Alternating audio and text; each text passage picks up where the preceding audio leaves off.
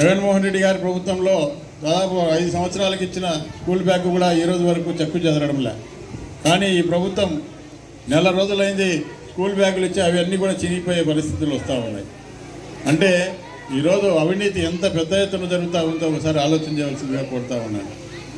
మరి ఈ విధంగా ఈ ప్రభుత్వం పరిపాలన చేస్తూ ఉంది కాబట్టి ఖచ్చితంగా ఈ ప్రభుత్వానికి పరిపాలించే హక్కు కోల్పోవడం జరిగింది.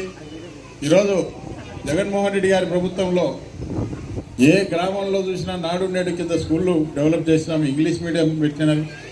ఈరోజు వైద్యం దాదాపు 25 లక్షలు జగన్మోహన్ రెడ్డి గారు ముఖ్యమంత్రిగా ఉన్నప్పుడు ఎవరైనా మనకు జబ్బు చేస్తే ఏదైనా ఆపరేషన్లు చేయించుకుంటే 25 లక్షల వరకు కూడా ఆరోగ్యశ్రీ ఏర్పాటు చేసి ఏ పేదవారు కూడా ఇబ్బంది లేకుండా మళ్ళీ ఆరోగ్యంతో ఇంటికి చేరే విధంగా కూడా జగన్మోహన్ రెడ్డి గారు కానీ గతంలో పరిపాలించినటువంటి రాజశేఖర రెడ్డి గారు కానీ చేయడం జరిగింది. ఈరోజు దాదాపు 4,000 కోట్ల రూపాయలు ఆసుపత్రికి ఈ యొక్క వివిధ హాస్పిటల్స్కు బకాయి పెట్టడం జరిగింది. ఈరోజు హాస్పిటల్ యొక్క యాజమాన్యాలు కూడా ఏ పేదవాళ్ళకు కూడా మేము వైద్యం చేయలేము, మాకు చాలా వరకు ప్రభుత్వం ద్వారా మేము చేసిన ఆపరేషన్లకు మాకు డబ్బు రావాల్సి ఉంది కాబట్టి మీరు ఆ డబ్బు కడితేనే మీకు ఆపరేషన్లు చేస్తామని చెప్పడం జరుగుతూ ఉంది. ఈరోజు ప్రజలు దిక్కులు తోచని పరిస్థితుల్లో అప్పులు చేసుకొని పోయి కూడా మరి ఈరోజు వైద్యం చేసుకునే పరిస్థితి వస్తూ ఉంది. మరి ఇటువంటి పరిస్థితి మరి మనం చూస్తూ ఉన్నాం. కాబట్టి మీరు ప్రజలకు వాస్తవాలు తెలియజేయాలి.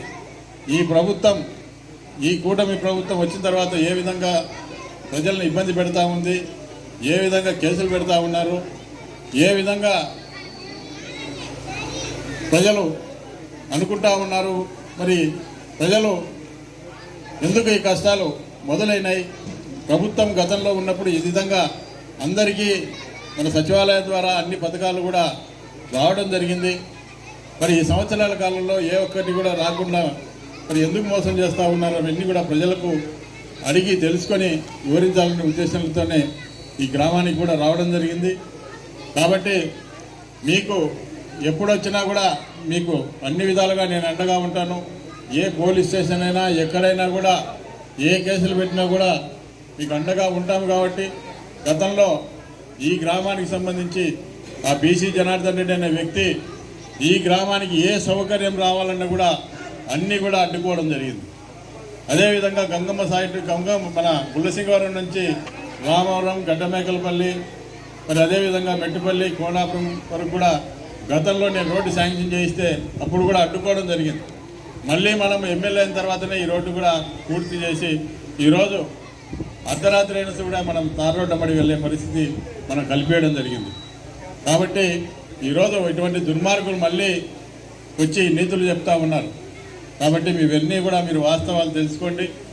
ఈ ప్రభుత్వం ఎందుకంటే ఏది కూడా ఎవరు మాట్లాడినా వాళ్ళ మీద కేసులు పెట్టడం, ఇబ్బంది పెట్టడం, మరి ఏది కూడా ఎవరు కూడా ఈ పథకాల గురించి కానీ అభివృద్ధి గురించి కానీ ఎవరు మాట్లాడినా కూడా వివిధ కేసులు పెడతాం, ఇబ్బంది పెడతాం, అదేవిధంగా రౌడీ షీట్లు ఓపెన్ చేస్తామని చెప్పి బెదిరించే కార్యక్రమాలు చేస్తూ ఉన్నారు. కాబట్టి మీకు అన్ని విధాలుగా జగన్మోహన్ రెడ్డి గారు కానీ మేము కానీ ఇక్కడ ఉండే నాయకులు కానీ అందరం కూడా అండగా ఉంటాం. మీకు ఏ కార్యక్రమం పిలిపించినా కూడా మీరు ప్రజలందరూ కూడా ఆ కార్యక్రమంలో పాల్గొని జయప్రదం చేయాలని చెప్పి మీకు పేదవాళ్లకు అండగా ఉండే ప్రభుత్వం జగన్మోహన్ రెడ్డి గారి ప్రభుత్వం అని చెప్పి కూడా తెలియజేస్తూ మరి ఈ కార్యక్రమానికి ఇంత పెద్ద ఎత్తున ప్రతి ఒక్కరికి కూడా పేరు పేరున ధన్యవాదాలు తెలియజేస్తూ ముగిస్తామండి.